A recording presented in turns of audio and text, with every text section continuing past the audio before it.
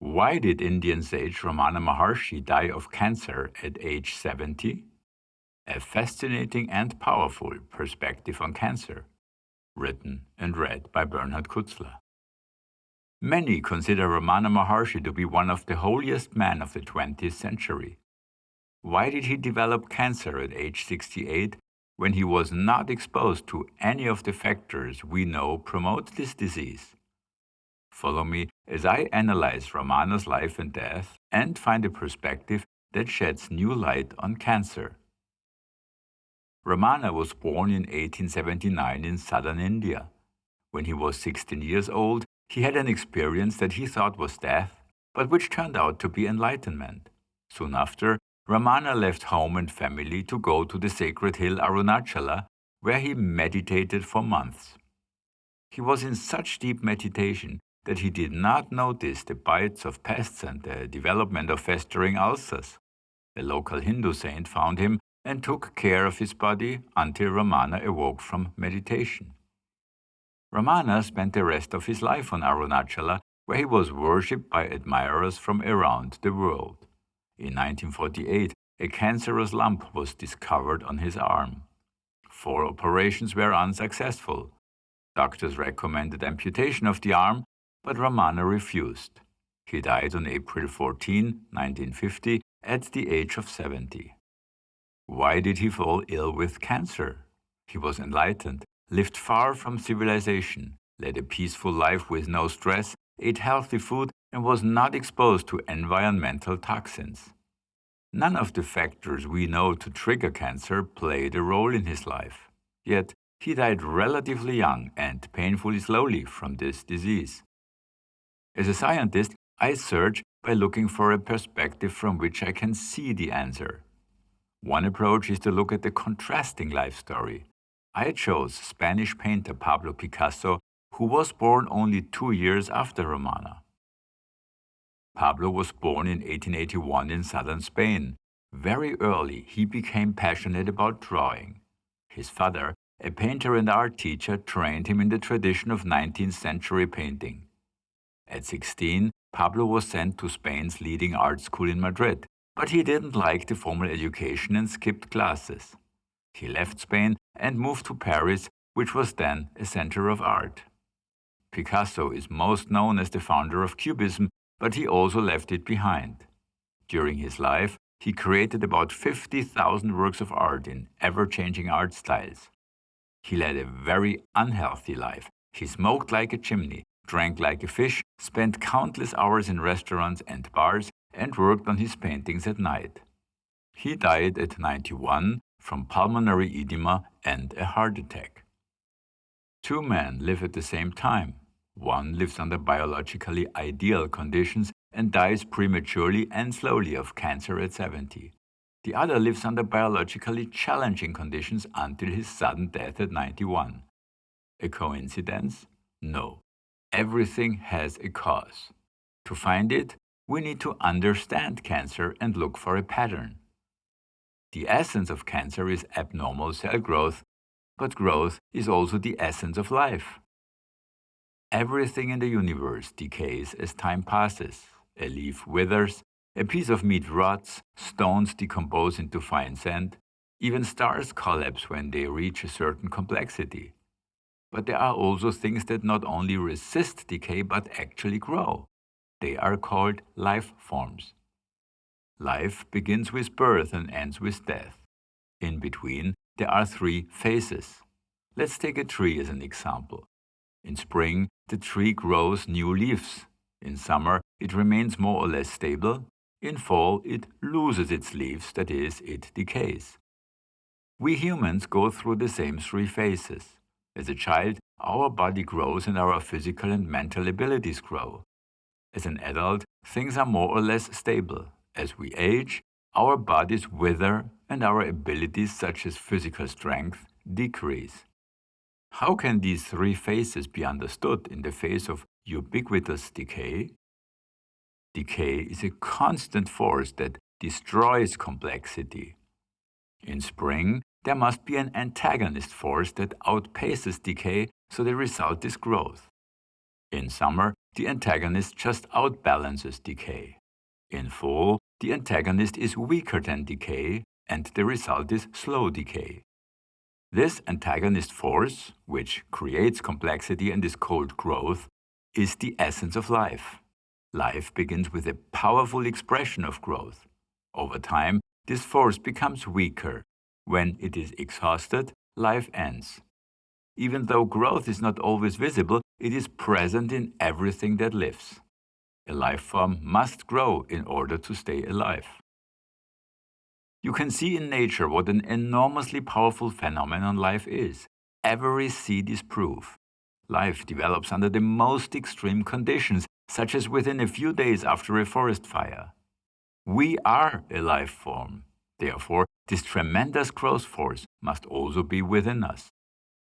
Since the essence of cancer is growth, it expresses life. It is so strong that it can hardly be stopped or killed. Could it be that cancer expresses our own growth force? After all, it is our own cells that start growing abnormally.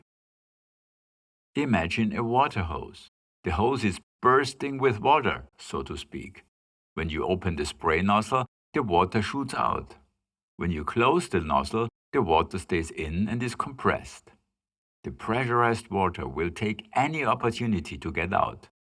If the hose has a tiny leak, the water will squirt out of it. Just as a water hose bursts with water, life bursts with growth. A life form is a growth hose, so to speak. Could it be that cancer is a person's pressurized growth force that finds a leak? A human body comprises 35 trillion cells. Every physical behavior is produced by the interaction of these cells. For this purpose, the cells are grouped into organizational units, much like a company. First, each cell is a unit in itself, an employee. At this level, each cell performs the behavior it needs for its own survival. Second, cells are grouped into tissues and organs, departments. At this level, each cell performs the group behavior required for the survival of the tissue or organ to which it belongs. Third, tissues and organs are grouped into a body, the company. At this level, each cell performs the group behavior required for the survival of the body. Therefore, we have 3 levels of physical life within us. First, cell life. Second, organ/tissue life, which can be considered plant life because organs and tissues are nothing more than specialized plants. Third, animal life, because biologically we are an animal. Since we have a mind, we also have a mental life, which is our 4th level of life. So, a human cell performs 3 sets of physical survival behavior, and it performs the owner's mindset, which it takes as commands. I explain why this is so in my blogcast Why and How Your Cells Read Your Mind and what it means for you. For a detailed description of this model, developed with scientific rigor, see my book Consciousness, Its Nature, Purpose and How to Use It. All life forms are driven by the tremendous power of growth. The purpose of a life form is to express this force at its characteristic level, which is defined by its top nozzle. A cell's nozzle is multiplication by division because this is its most powerful survival technique. It divides endlessly. A plant has 2 levels of life and, therefore, 2 nozzles. The cell nozzle is closed because unrestrained cell division would disrupt the integrity of the plant body. The plant nozzle is wide open throughout life, which means permanent tissue growth. However, there are physical limits to what is visibly produced, such as a height of 100 feet for an oak tree. Any further tissue growth merely compensates for losses because of natural decay. An animal has 3 levels of life and, therefore, 3 nozzles. The cell nozzle and the plant nozzle are closed because unrestrained cell division or tissue growth would disrupt the integrity of the animal body. The plant nozzle is open only when the animal body is young and growing to mechanically optimal size or when healing from an injury. The animal nozzle is wide open throughout life, which means permanent sensory motor growth. However, there are physical limits to what is visibly achieved, such as a speed of 75 miles per hour for a cheetah. Any further sensory motor growth merely compensates for losses because of natural decay. In nature, all life forms perform at world-class levels throughout life. Could you imagine reaching a world-class level in a sport and then maintaining it for life? You don't have to, because we humans are not made for that. Animals are, and wild specimens do just that, otherwise they couldn't survive.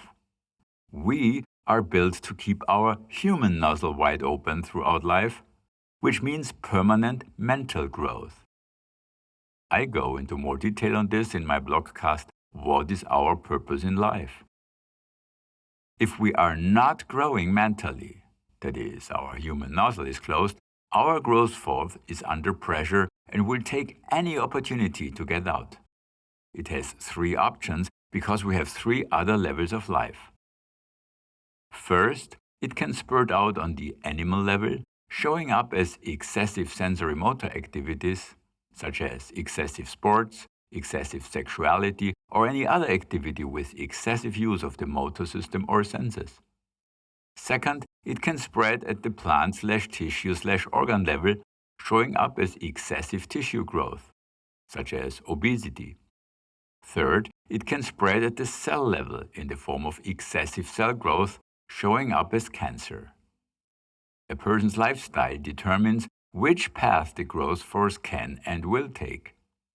If it has only the cell level, so that it shows as cancer, cancer will spread at weak points, that is, tissues or organs that have been weakened by an unhealthy lifestyle or other factors.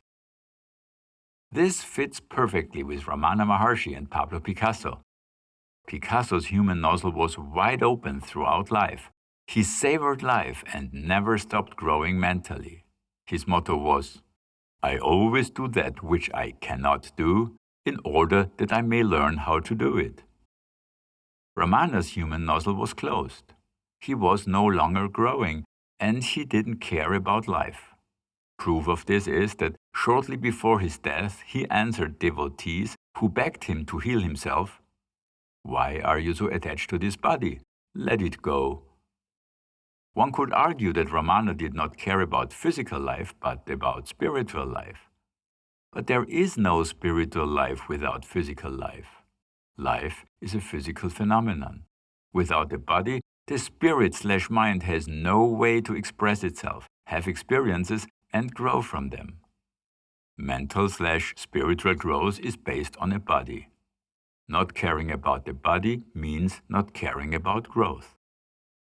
Because of Ramana's mindset and ascetic lifestyle, his growth force had no channel other than the cell level, so he developed cancer. This is not to discredit Ramana Maharshi or his achievements. He made a choice based on the spiritual tradition he grew up with, which focuses on the spirit and neglects the body. Remember that even the young Ramana neglected his body when he meditated for months. I think this is just as one-sided as focusing on the body and neglecting the spirit, which is typical of modern Western cultures.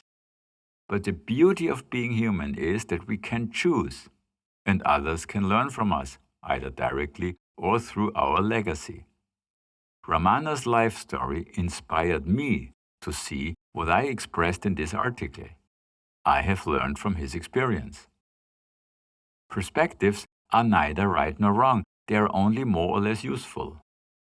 If this perspective has value, then it applies to non-human life forms as well. And cancer can indeed be observed in plants and animals. It can develop in plants that grow in places that limit the plant's ability to grow to full size, such as when there are not enough nutrients or light or when the place is otherwise poor. And it shows up in animals that cannot fully develop their sensory motor abilities, such as pets or animals in zoos. I have looked at the lifestyles of people with cancer, including several cases in my family. And I have talked to doctors. So far, I have found this perspective confirmed. Make your own observation, Look for examples or counterexamples. Note that people must grow in a way so that they fulfill their purpose as part of the whole. This is often different from a type of growth that is chosen by the ego. Here are a few exercises you can do. Exercise 1. Look at the lifestyles of people you know who are suffering or have suffered from cancer. Compare their physical and mental lifestyles. How much growth is or was in these people's lives, and on which of the 4 levels did it occur? Exercise 2. Consider people you know who are growing mentally. How does their health compare to their physical lifestyle? Exercise 3. Find trees with cancer. Examine the places where they grow.